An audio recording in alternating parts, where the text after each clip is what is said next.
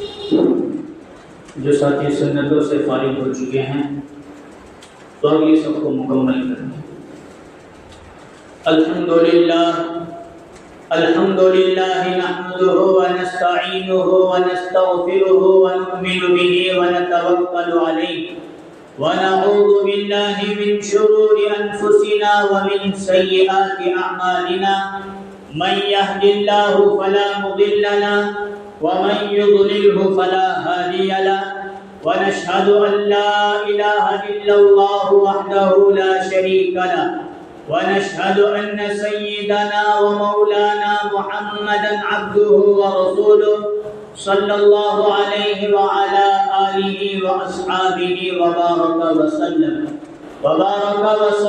تسليما كثيرا أما بعد فأعوذ بالله من الشيطان الرجيم بسم الله الرحمن الرحيم ولقد آتينا إبراهيم رشده من قبل وكنا به عالمين إذ قال لأبيه وقومه ما هذه التماثيل التي أنتم لها عاكفون قالوا وجدنا آباءنا لها عابدين قال لقد كنتم أنتم وآباؤكم في ضلال مبين وقال النبي صلى الله عليه وسلم من قال لا إله إلا الله دخل الجنة أو كما قال عليه الصلاة والسلام صدق الله العظيم وصدق رسوله النبي الكريم رب اشرح لي صدري ويسر لي أمري واحلل عقدة من لساني يفقهوا قولي۔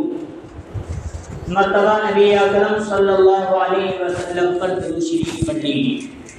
اللہم صلی علی محمد وعلی آل محمد کما صلیت علی ابراہیم وعلی آل ابراہیم انک حمید مجید۔ اللہم بارک علی محمد وعلی آل محمد کما بارکت علی ابراہیم وعلی آل ابراہیم انک حمید مجید۔ محترم بزرگوں اور عزیز دوستوں، اللہ تبارک و تعالیٰ کا احسان، اللہ کا فضل اور اللہ کا کرم ہے کہ اللہ تعالیٰ نے ہم تمام کو نماز جمعہ کے لیے اپنے گھر مسجد آنے کی توفیق نصیب فرمائی۔ جو باتیں کہی جائیں اللہ تعالیٰ ہم تمام کو ان تمام باتوں پر ہمیشہ موت تک عمل کرنے کی توفیق نصیب فرمائے اور قیامت کے دن کے لیے ذریعہ نجات اور ذریعہ مغفرت بنائے۔ اردو کی کیا تاریخ ہے آج؟ کتنی؟ 27 ذوالقعدہ۔ مطلب یہ کہ 2 یا 3 دنوں کے بعد ذی الحجہ کا مہینہ، حج کا مہینہ، قربانی کا مہینہ مستقل طور پر اپنی یادوں کو لے کر ہمارے قریب سے قریب تر آتا چلا جا رہا ہے۔ اس لیے حضرت ابراہیم علیہ السلام اور ان کے خاندان کی یہ دونوں عبادتیں خاص طور پر یادگار عبادتیں ہیں۔ انہی کے ذریعے بیت اللہ کی تعمیر ہوئی اور انہی کے ذریعے بیت اللہ کو آباد کیا گیا اور اسی خاندان کے ذریعے اللہ تعالیٰ نے حج کے جتنے بھی ارکان اور افعال اور عبادتیں ہیں اسی خاندان سے اس کا ربط اور تعلق رکھا، اور وہ عبادت، وہ قربانی اور وہ حج کا مستقل عبادتیں نبی اکرم صلی اللہ علیہ وسلم کے ذریعے پوری امت مسلمہ کو اللہ تعالیٰ نے نصیب فرمائی، اور اسی خاندان سے اللہ تعالیٰ نے قربانی جیسی اہم عبادت کا وجود بھی لیا۔ تو یہ عبادتیں، حج کی عبادت ہو، حج کے تعلق سے جتنے بھی ارکان اور افعال ہیں اس میں بھی حضرت ابراہیم، حضرت اسماعیل، حضرت ہاجرہ اور ان کے خاندان کی یادیں اس کے اندر سمائی ہوئی ہیں، اور قربانی بھی حضرت ابراہیم علیہ السلام، حضرت اسماعیل، حضرت ہاجرہ، یہ خاندان کی یادگار باتیں اس میں سمائی ہوئی ہیں۔ اس لیے ان کا تذکرہ کرنا، تذکرہ سننا، ان کے واقعات کو بیان کرنا، تاکہ جو عبادتیں ہم پر آ رہی ہیں حج فرض، قربانی کیا ہے؟ حج فرض اور قربانی واجب. تو ایک واجب اور فرض، ہاں جملوں اور لفظ اور نام کے اعتبار سے ایک کا نام ہے واجب اور ایک کا نام ہے فرض، لیکن ثواب کے اعتبار سے دونوں بہت بڑا ثواب اپنے اندر رکھتی ہے. اگر ہمیں اس کا علم نہیں، اس کے پیچھے کا پس منظر اور واقعہ معلوم نہیں، اور ہم کرنے بیٹھے، جانے انجانے میں ہم سے غلطی کوتاہی ہو جائے، تو پھر جس طرح ہمیں اللہ ثواب دینا چاہیے اس طرح اللہ ثواب یہاں جگہ کھلے اور سچائی ہوتی بیچ میں بیٹھے ہیں بھی جگہ کھالی ہے اور سچائی ہوتی پیچھے اسی طرح بیٹھنا اچھا نہیں. تو حضرت ابراہیم علیہ السلام کے ذریعے اللہ تعالیٰ نے قربانی کا بھی وجود دیا اور حج کے تعلق سے بھی وجود بخشا، لیکن فقط ان دو عبادتوں پر یا ان دو واقعات پر حضرت ابراہیم علیہ السلام اور ان کے خاندان کی زندگی منحصر نہیں ہے، بلکہ الگ الگ مقامات پر، الگ الگ جگہوں پر اور الگ الگ طریقے سے اللہ تعالیٰ نے حضرت ابراہیم علیہ السلام کا امتحان لیا. اس امتحان میں حضرت ابراہیم علیہ السلام کامیاب ہو کر اللہ کے چہیتے پیارے خلیل اللہ بن کر ہمیں سبق دیا کہ ایسے مقام پر پیدا ہو کر جہاں اللہ کو کوئی جاننے والا تک نہیں، میں ابراہیم اکیلا کھڑے رہ کر توحید کی دعوت دے کر وہاں کے بتوں کو، بت پرستی کو، شرک کو، کفر کو مٹانے کی طاقت رکھ سکتا ہوں. اگر تم پورے کائنات کے تعلق سے محنت نہیں کر سکتے، بس اپنے اعتبار سے اپنی ذات، اپنے گھر، اپنے خاندان والوں پر محنت کر کے اپنے آپ کو کفر سے، شرک سے، بت پرستی سے بچانے کا کام تم لوگ کر سکتے.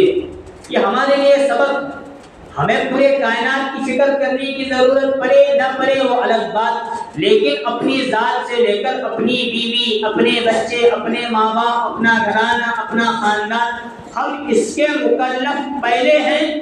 اس کی تو ہم لوگ محنت کر کے ان لوگوں کو کفر اور شرک سے بچانے کی کوشش کر سکتے ہیں.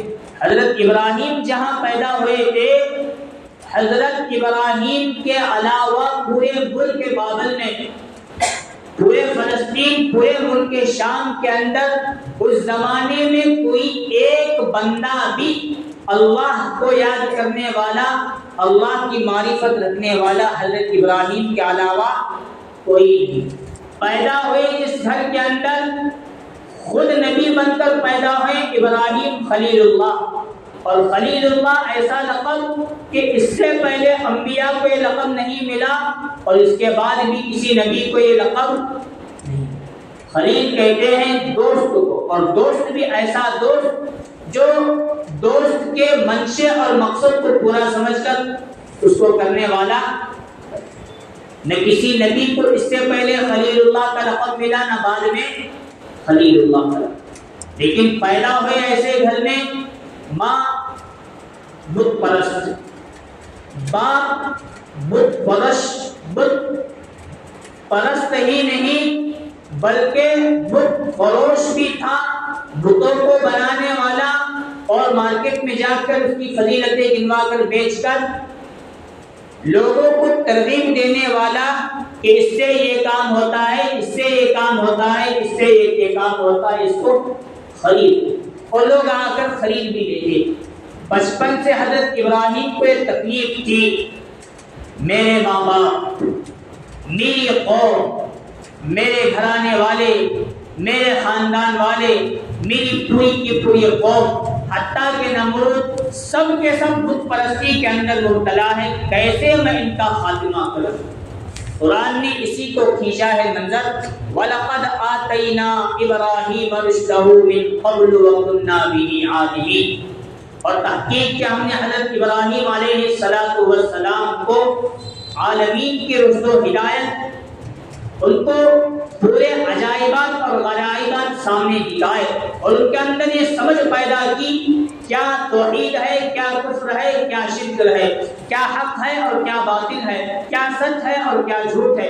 اس کی رشد و ہدایت اللہ تعالیٰ نے انہیں دی۔ اذ قال لأبيه وقومه، حضرت ابراہیم علیہ السلام نے اپنی قوم کو، اپنے باپ کو یہ کہا، یہ جو بت تم لوگوں نے بنا رکھے ہیں اس کے ارد گرد تم مجاور بن کے بیٹھے ہو، اس کے ارد گرد بیٹھ کر اس کے طواف بھی کر رہے ہو، اس کی عبادتیں بھی کر رہے ہو، یہ تمہیں کچھ دے نہیں سکتے، نفع نقصان دے نہیں سکتے، پھر تم اس کی عبادتیں کیوں کر رہے ہو؟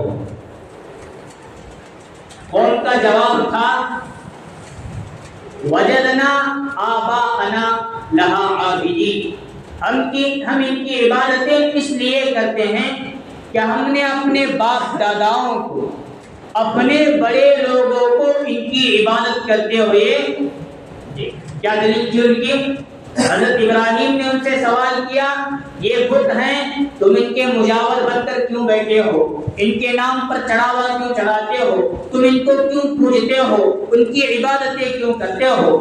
اب سوال حضرت ابراہیم نے کہا یہ بت ہیں، بول بھی نہیں سکتے، اپنے اوپر کوئی مکھی بیٹھے اسے ہٹا نہیں سکتے، کوئی انہیں تکلیف دے یہ اس تکلیف کا دفع نہیں کر سکتے، تو ایسے پتھروں کی تم کیوں عبادت کرتے ہو؟ ایسے بتوں کی تم عبادت کیوں کرتے ہو؟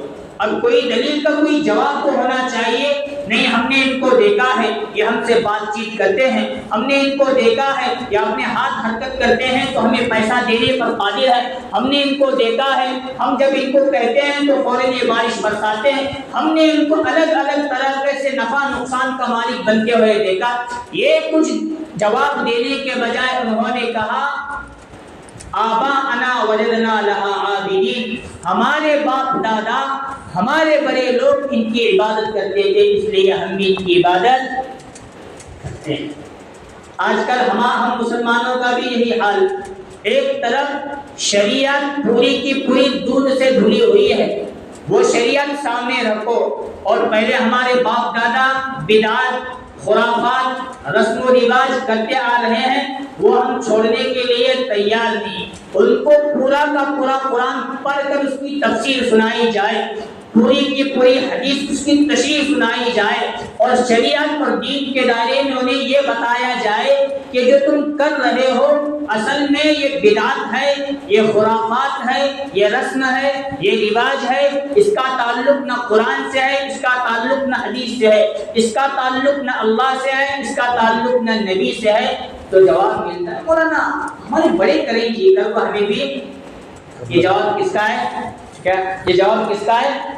یہ جواب جو ہم دے رہے ہیں یہ جواب اصل میں ہمارا نہیں، یہ جواب حضرت ابراہیم علیہ السلام کی بت پرست قوم کا، یہی جواب حضرت نوح علیہ السلام کی قوم نے حضرت نوح کو دیا تھا، یہی جواب حضرت موسیٰ علیہ السلام کی ان کو قوم نے دیا تھا، اور یہی جواب حضرت عیسیٰ علیہ السلام کو ان کی قوم نے دیا تھا۔ انبیاء نے آ کر دعوت دی یہ کفر ہے اس سے توبہ کرو، یہ شرک ہے اس سے توبہ کرو، یہ بدعت ہے اس سے توبہ کرو، یہ دین کے باہر کی بات اس سے توبہ کرو۔ انہوں نے جواب دیا ہم اس سے توبہ تو نہیں کرتے، ہم بھی کریں گے اس لیے کریں گے کہ ہم نے اپنے بڑوں کو کرتے ہوئے دیکھا ہے۔ جب شرک اور کفر پرست قوموں میں اور ہمارے میں کوئی فرق نہیں رہا تو ہم اپنے آپ کو کیسے سچے پکے مسلمان ہوتے؟ اسلام نام ہے اللہ نے، اللہ کے نبی نے جو بتایا جو کہا، جن چیزوں سے روکا ان کو کرنے ان سے رک جانے کا، یہ ہمارے بڑے کریں، یہ اس سے اسلام کا ذرہ برابر بھی تعلق۔ حضرت ابراہیم نے کہا، ان کو فرمایا کہ تم ان کی عبادتیں کیوں کرتے ہو؟ جواب میں یہی کہا کہ ہمارے باپ دادا ہمارے بڑے کرتے آ رہے ہیں اس لیے کہ ہم بھی۔ حضرت ابراہیم نے آگے فرمایا قال لقد كنتم انتم وآباؤكم في ضلال مبين، کہ تحقیق کہ تم اور تمہارے بڑے باپ دادا وہ بھی سب کے سب کھلی ہوئی گمراہی۔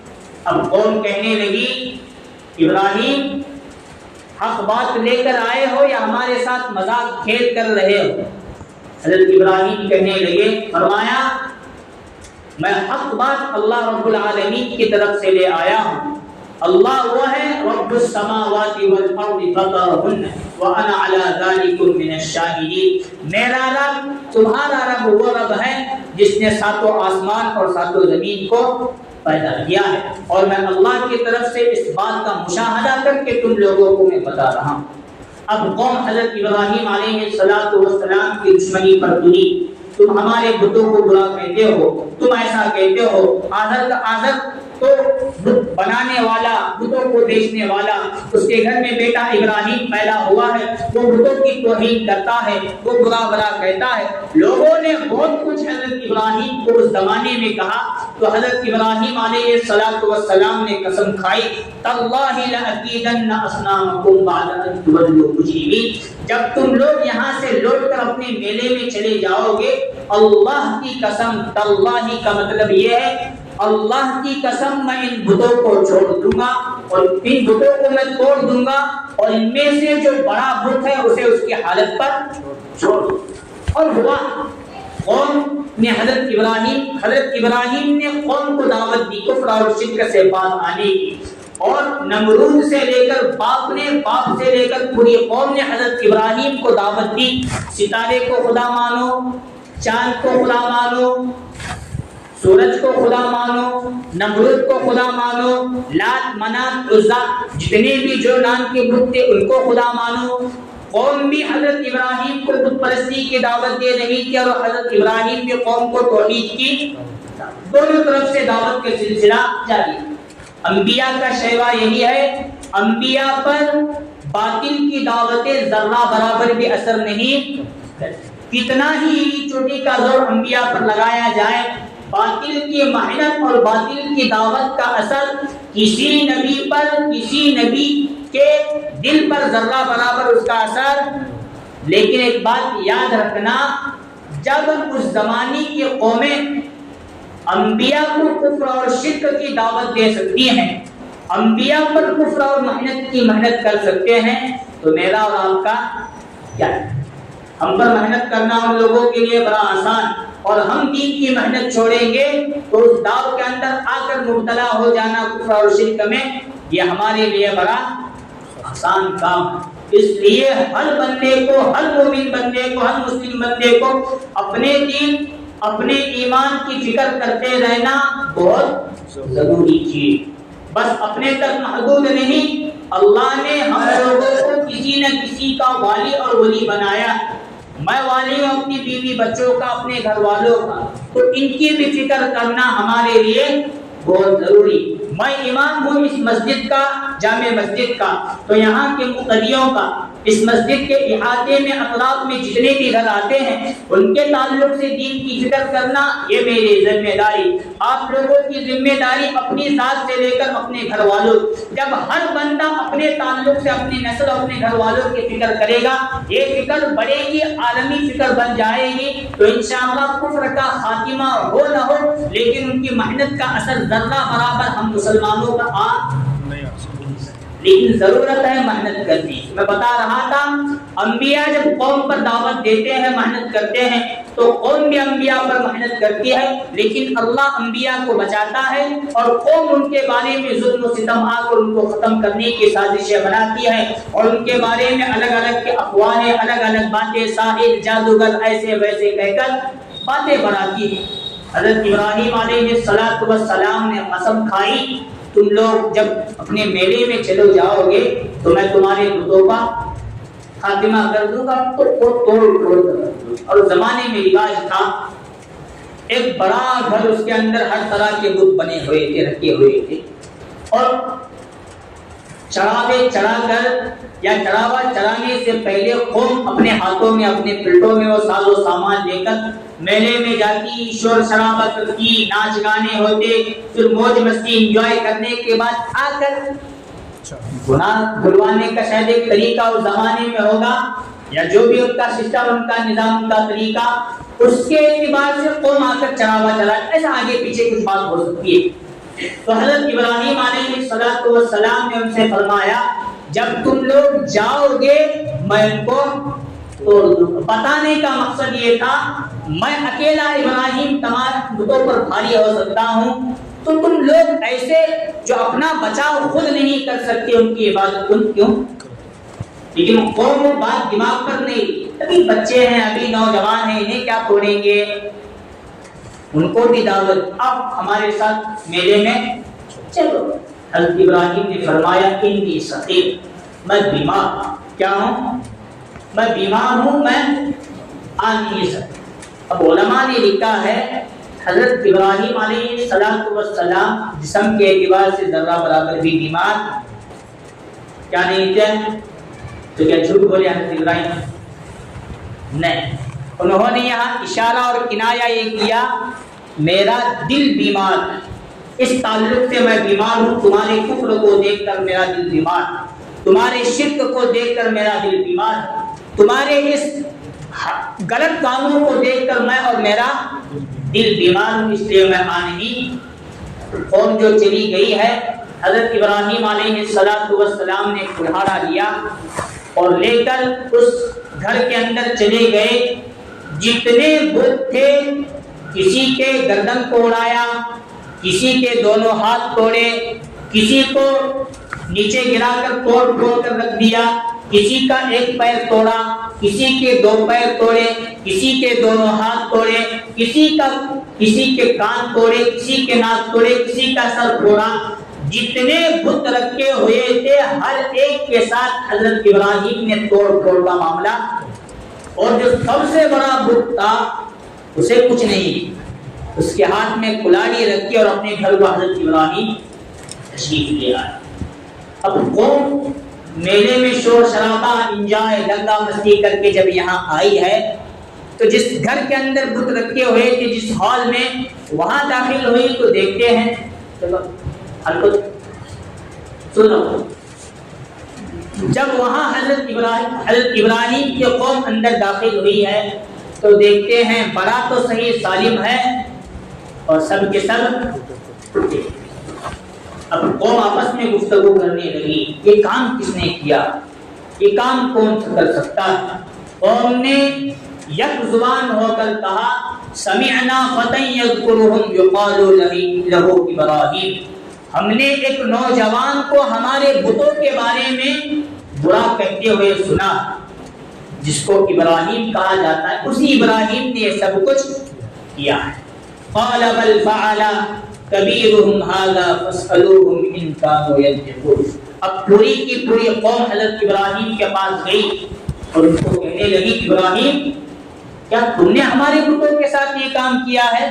حضرت ابراہیم نے سیدھا منع نہیں کیا، دلیل اور حجت قائم کرنے کے لیے کہا بل فعل کبیرهم هذا، یہ جو تمہارا بڑا بت ہے جس کے ہاتھ میں کلاڑی ہے، یہ تمہارا خدا ہے، تمہارا رب ہے، تمہارا خالق، تمہارا مالک، اس سے جا کر پوچھو، شاید اس نے ایک یم کام کیا ہوا ہوگا، وہ تو صحیح سالم ہے، باقی سب ٹوٹے پھوٹے، اس کی طرف بھی تم اپنا شک ڈال سکتے ہو اگر اس کے اندر طاقت ہے۔ قوم کہنے لگی ابراہیم یہ بات تمہیں بھی معلوم ہے، یہ بات ہمیں بھی معلوم ہے کہ ہمارے بت کچھ کام کر سکتے نہیں، کچھ کام کر سکتے نہیں، کچھ بول سکتے نہیں۔ حضرت ابراہیم علیہ السلام نے فرمایا افتعبدون من دون اللہ ما لا ينفعکم شیئا ولا یضرکم، جب تمہارے بت اور تمہارے خدا کچھ بول سکتے نہیں، کچھ کر سکتے نہیں، نفع نقصان کے مالک نہیں ہے، تو تم ان کی عبادتیں کیوں کرتے؟ اب قوم کے دماغ پر یہ بات سوار تھی کہ حضرت ابراہیم نے ہمارے بتوں کے ساتھ یہ کام کیا ہے، ہم بھی ان کے خلاف کوئی سازش رچیں گے اور ان کا خاتمہ کر دیں گے۔ نبی دعوت دے رہے ہیں کس مقصد کے تحت؟ قوم پر اس کا اثر پڑنے کے لیے تیار نہیں، حتیٰ کہ قوم سمجھنے کے لیے تیار نہیں۔ جب انسان کے دل و دماغ پر کسی اور کی محبت غالب آتی ہے تو حق سے دور رہنا اس کے لیے بڑا آسان ہو جاتا ہے، اور جب حق کا غلبہ ہوتا ہے تو باطل سے دور رہنا بڑا۔ حضرت ابراہیم نے ہر طرح سے قوم کو سمجھایا نمرود تمہارا خدا ہو نہیں سکتا، کیونکہ اس کے اندر جلانے کی اور موت دینے کی طاقت نہیں ہے۔ چاند سورج ستارے تمہارے خدا ہو نہیں سکتے کیونکہ یہ بے نور ہونے والے ہیں، خدا کبھی بے نور ہو نہیں سکتا۔ یہ پتھر، یہ مجسمے، یہ بت تمہارے خدا اور رب ہو نہیں سکتے کیونکہ ان کے اندر اپنا بچاؤ کرنے کی طاقت نہیں ہے، یہ تمہارے نفع نقصان کے مالک کہاں سے ہو سکتے ہیں۔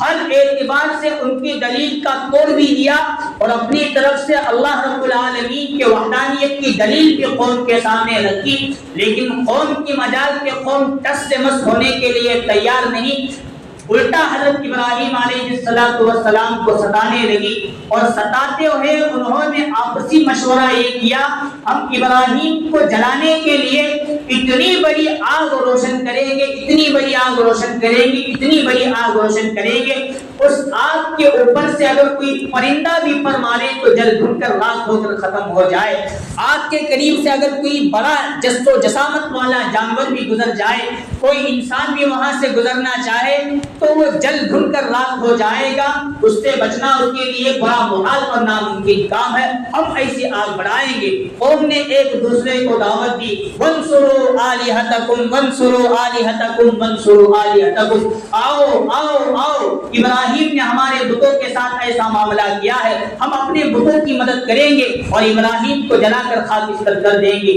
لکڑیاں جلانے کی ذمہ داری ڈالی گئی اور پورا ملک، پوری قوم، پورے لوگ، نمرود سے لے کر نمرود کی جتنے چیلے تھے، جتنی حکومت کے تخت و تاج والے لوگ تھے، سب کے سب نے آپس میں مشورے کر کے اپنی ذمہ داری پر یہ کام لیا، بڑا ایندھن جمع کریں گے، زیادہ ایندھن اور لکڑیاں جمع کریں گے، اور ایک وقت کے بعد ابراہیم کو اس آگ کے اندر ڈال دیا، سب کے سب نے لکڑیاں جمع کی، اتنا لکڑیوں کا گٹھا جمع ہوا کہ اس تک لوگوں کی رسائی بھی بڑی مشکل سے ہو رہی، اتنے ان کے اندر بتوں کی محبت بیٹھی ہوئی تھی، اور حضرت ابراہیم کی نفرت قوم نمرود تاکہ باپ کے دل کے اندر بھی، ماں کے اندر بھی حضرت ابراہیم کی نفرت بیٹھی۔ اب ایک وقت کے بعد وہ بڑا ایندھن لا کر اس کے اندر ڈالتے رہے، چھوٹی آگ، پھر ایندھن ڈالتے رہے، بڑی آگ، حتیٰ کہ پورا کا پورا ایندھن اس طرح جلا دیا گیا۔ اب روایتوں میں اختلاف ہے، حقیقت حال اللہ ہی بہتر جانتا ہے۔ کچھ علماء، کچھ مفسرین نے لکھا ہے حضرت ابراہیم کو نارے نمرود میں جو رکھا گیا ہے، ڈالا گیا، تو 7 دن تک حضرت ابراہیم اس کے اندر رہے۔ 7 دن یہ بھی معمولی نہیں، لکڑیاں اگر ہے آگ لگے ایک دن میں جل کر راکھ ہو سکتی ہے، لیکن انہوں نے کیا اس زمانے میں ٹیکنالوجی کا انتظام کیا تھا، کیا اتنا ایندھن کا انتظام کیا تھا، وہ مسلسل 7 دن تک جلتی، اور دوسری دیگر روایتوں میں ہے 40 دن تک اس آگ کے اندر حضرت ابراہیم علیہ السلام، 7 دن پکڑے بھی تو کم نہیں اور 40 دن پکڑے تو بھی کم، اتنی مدت تک حضرت ابراہیم اس میں رہے۔ جب بڑی آگ روشن کی گئی، کہیں جانے کی کسی کی ہمت نہیں ہو رہی، تو ایک کوفن کے اندر بٹھا کر، بلور کے اندر بٹھا کر حضرت ابراہیم علیہ السلام کو اس کے اندر پھینکا گیا۔ جب حضرت ابراہیم اس آگ کے اندر جا رہے تھے، اللہ تعالیٰ نے فرمایا یا نار کونی بردا وسلاما علی ابراہیم، اے آگ میرے ابراہیم خلیل اللہ کے لیے ٹھنڈی اور سلامتی والی۔ اللہ نے یہاں 2 لفظ استعمال کیے، بردم و سلام۔ بردم، برد کے معنی ہوتے ہیں ٹھنڈی، و سلام، برد کہہ دیتے، سلام کہہ دیتے تو پوری کی پوری آگ ٹھنڈی ہو جاتی، ٹھنڈ کی وجہ سے حضرت ابراہیم کو تکلیف ہوتی، لیکن اللہ نے حکم دیا تجھے ٹھنڈی بھی ہونا ہے اور حضرت ابراہیم کے لیے سلامتی والی بھی ہونا ہے۔ آگ تو آگ رہے گی لیکن جلانا نہیں ابراہیم کو، ٹھنڈ بھی رہے گی، ٹھنڈ کی وجہ سے تکلیف بھی ابراہیم کو نہیں ہونا چاہیے، بیچ کا راستہ آگ رہے، اس کے اندر ٹھنڈی بھی پیدا ہو، لیکن آگ اور ٹھنڈی دونوں مل کر حضرت ابراہیم کو نقصان نہ پہنچائے، سلامتی والی۔ جب حضرت ابراہیم وہاں اندر گئے ہیں تو حضرت جبریل علیہ السلام تشریف لائے، اور حضرت جبریل نے حضرت ابراہیم سے فرمایا اللہ کی طرف سے میں آیا ہوں، آپ جو حکم دیں گے آج میں آپ کے حکم کا تابع ہوں. آپ اگر کہیں اس آگ کو بجھاؤ تو بھی کرنے کے لیے تیار ہوں. آگ کو اڑا کر کسی اور جگہ لے جاؤ، جیسا آپ حکم دیں گے، جس فرشتے کے ذمے جو کام ہے ان کو بھی میں لے کر آیا ہوں. آپ بس حکم دیجئے، اس حکم کو ہم لوگ کرنے کے لیے تیار ہیں. حضرت ابراہیم علیہ السلام نے جواب دیا، تم جبریل آئے ہو، میرا اور تمہارا رب مجھے دیکھ رہا ہے. اگر میرا رب مجھے اس حالت میں دیکھ کر راضی ہے تو میں ابراہیم اسی آگ میں رہنے کے لیے. یہ ایمان، یہ یقین، یہ میرے لیے آپ کے لیے ہونا بہت ضروری ہے. یہ کب آئے گا ہمارے اندر؟ جب ہمارے دلوں سے باطل طاقتوں کی محبت ختم ہوگی، ایک اللہ کی محبت آئے گی. جب ہمارے دلوں کے اندر ایک اللہ ہے اس کی وحدانیت آئے گی، ہم اپنے جانوں سے لے کر تمام بتوں اور تمام خداؤں کا انکار جب تک نہیں کرتے تب تک ابراہیم علیہ السلام کے ذرے کے برابر پہنچنا ہمارے لیے بڑا مشکل کام. ہم کیا سمجھتے ہیں؟ بتوں کو سامنے جھک جانا، سجدہ کرنا، اسی کا نام شرک اور کفر نہیں. ہم نے اپنے مال کو بھی خدا بنایا، اپنی جان کو، اپنی دکانوں کو، اپنے کھیتوں کو، اپنے باغات کو، اپنے فیکٹریوں کو، اپنے بزرگوں کی مزاروں کو بھی خدا بنایا ہے. اور ہمارے ایمان پر، ہمارے یقین پر ذرہ برابر بھی زد پڑنے کے لیے تیار نہیں، اور ہم اپنے آپ کو سچا پکا مسلمان سمجھ لیں. اس سے کوئی بندہ سچا پکا مسلمان ایمان والا نہیں بنتا. بتوں کو بھی چھوڑنا پڑے گا، اور ہمارے دل نے جن جن لوگوں کو خدا بنایا ہے ان کو بھی چھوڑنا پڑے گا. تب حضرت ابراہیم علیہ السلام اور نبی اکرم صلی اللہ علیہ وسلم کے نقش قدم پر چلنے والے ہم لوگ بن جائیں گے. یہ حضرت ابراہیم کی قربانیاں ہیں جو ہمارے سامنے چند جمعوں سے آتی چلی جا رہی ہیں. اتنی قربانیاں دے کر حضرت ابراہیم نے اتنا بڑا مقام اور مرتبہ پایا. جن ہاتھوں نے بتوں کے گھروں کو توڑا تھا، بتوں کو توڑا تھا، انہی ہاتھوں کو اللہ نے چنا کعبۃ اللہ کی تعمیر کے لیے اور کعبۃ اللہ کو بنوا کر اس کے آباد کرنے کی. تب جا کر اللہ تعالیٰ ایسا بڑا کام لیتے ہیں. پہلے کفر اور شرک کو اپنی ذاتوں سے مٹانے کے لیے تیاری کرنا پڑے گا، تب اللہ تعالیٰ ہم سے دین کا کام لیں گے. وقت ہوتا چلا جا رہا ہے. ایک تو مسئلے مسائل سن لی. قربانی ہر صاحب نصاب پر واجب ہے. کس پر واجب ہے؟ صاحب نصاب شریعت میں وہ بندہ کہلاتا ہے جس کے پاس 7.5 تولہ اور 52.5 تولہ یا ان کی قیمت. اب چاندی کی قیمت آج کل کتنی ہے؟ تو 52.5 تولہ کی قیمت کتنی ہوتی ہے؟ 1 لاکھ. اس کے پاس 1 لاکھ روپے ہیں، اس پر قربانی واجب. جو بندہ حیثیت کے باوجود قربانی نہ کرے تو نبی صلی اللہ علیہ وسلم نے اس سے فرمایا میرے عیدگاہ میں بھی مت. یہ بہت بڑی ہم لوگوں کے لیے بدبختی کے بعد حضور ہمیں باہر اپنی مسجد سے، اپنی عیدگاہ سے باہر کر دیں. دوسرا مسئلہ سن لیجئے، پورے گھر کی طرف سے قربانی کافی نہیں. گھر میں جتنے افراد ہیں، جن جن لوگوں کے پاس کتنا مال ہے، سب کے اعتبار سے قربانی واجب. مثال کے طور پر گھر میں 3 لوگ، شوہر، بیوی، بیٹا. اب شوہر کے پاس پیسہ ہے، بیوی کے پاس اتنی چاندی یا سونا ہے جو صاحب نصاب، اب دونوں پر قربانی واجب. اور بیٹا ہے، اس کے پاس کتنا مال ہے، اس پر بھی قربانی. پورے گھر کی طرف سے ہم ایک بکرا دیتے نہیں، ایک کی طرف سے قربانی ہوئی، 2 بندے گنہگار ہوئے. اس لیے تینوں کی طرف سے قربانی کرنا واجب واجب واجب. اگر ایک کی طرف سے کیے، 2 کو چھوڑ دیے تو نبی صلی اللہ علیہ وسلم کا وہ فرمان یاد رکھنا، ایسے بندے کو میری عیدگاہ میں آنے کی ذرہ برابر بھی اجازت. چلا جا بھاگ چلا.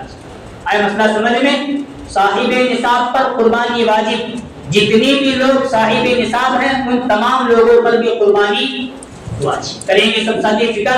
تیسرا مسئلہ، اردو کی کتنی تاریخ ہے؟ 27.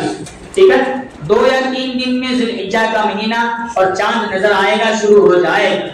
جن بندوں پر قربانی واجب ہے، چاند کے نظر آنے سے لے کر قربانی کے مکمل ہونے تک، ذبح بکرا وغیرہ ذبح کرنے تک، ویسے بندوں کے لیے مستحب اور مسنون یہ ہے کہ اپنے ناخن نہ کاٹے، اپنے مونچھ نہ تراشے، اپنے بال نہ کاٹے. یہ سب چیزیں، سر کے بال، ادھر ادھر کے سب بال کاٹنا منع ہے. اگر کاٹنے کی ضرورت ہے تو چاند کے نظر آنے سے پہلے داڑھی بنانا ہے، مونچھ کاٹنا ہے، ناخن تراشنا ہے، سر کے بال کاٹنا ہے، صاف ستھرائی کرنا ہے، یہ چاند کے نظر آنے سے پہلے ہی کر. یہ اصل میں حجاج اکرام کی مشابہت کے لیے یہ حکم دیا گیا، مستحب یا مسنون درجہ اس کی حیثیت رکھتا ہے. اس لیے اس چیز کی بھی فکر کرے. اللہ تعالیٰ سے دعا ہے اللہ تعالیٰ ہم تمام کو ان کئی ہوئی باتوں پر عمل کرنے کی توفیق نصیب فرمائے. نبی اکرم صلی اللہ علیہ وسلم کا اتباع، حضرت ابراہیم علیہ السلام کا اتباع نصیب فرمائے.